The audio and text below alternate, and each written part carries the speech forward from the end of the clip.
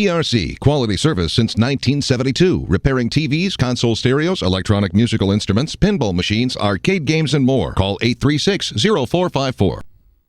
This is the Weather Extreme video. This is for Monday, the 14th day of July. James Spann here, and boy, a very dry air mass settling in here, making for what looks to be a dry week for most of the state. Let's go to some Skycam shots early this morning. We'll begin with the look at view coming from Huntsville up in the Tennessee Valley. Their dew points are down in the low and mid-60s. How about that? And that is the air that is dropping south. There's the Inverness Skycam in Birmingham looking north at over Highway 280, North Shelby and southern Jefferson. Down south, it's still moist. In fact, it looks like it's pouring rain down there at Gulf Shores early this morning. But even down there, they'll get the dry air within 24 hours.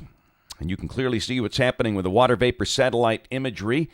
That dry air is easing down into the Tennessee Valley. It covers much of the northern U.S., and that nice trough developing should push it on south. And again, it looks like the forecast is going to be pretty simple for the next few days, just a matter of figuring out the highs and the lows without the chance of afternoon storms for a change. Temperatures feeling good up north. Look at the 40s and 50s around the Great Lakes, and got mid-60s down into North Alabama. Of course, you get back in the moist air down south, still 70s down there.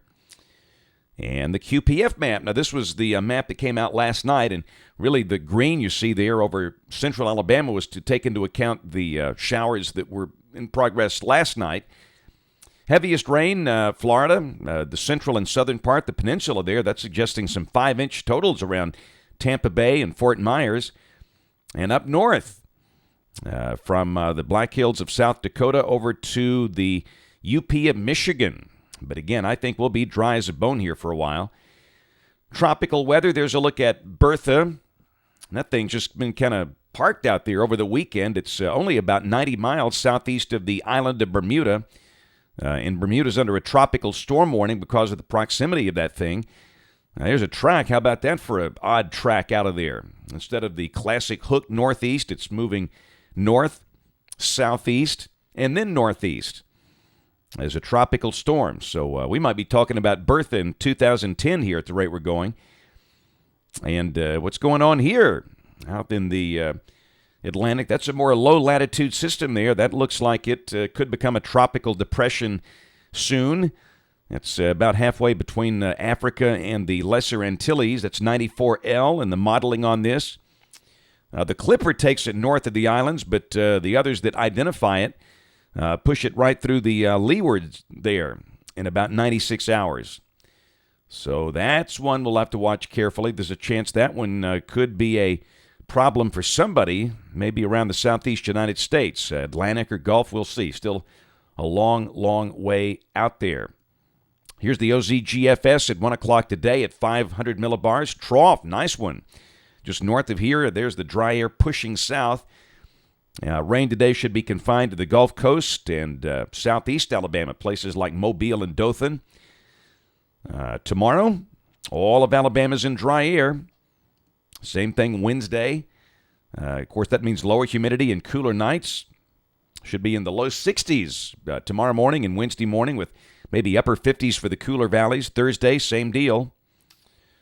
And Friday, the moisture tries to move back in down there in southeast Alabama, but the northern half stays dry. So 5 days without afternoon storms, it's possible. And then Saturday, starting off the coming weekend, in the upper levels, flat ridge down here, and at the surface, the moisture beginning to come back. And I no doubt we'll need to mention a chance of widely scattered afternoon showers or storms on Saturday, and pretty much the same deal on Sunday, but certainly nothing widespread. In a week from today, very typical looking summer weather.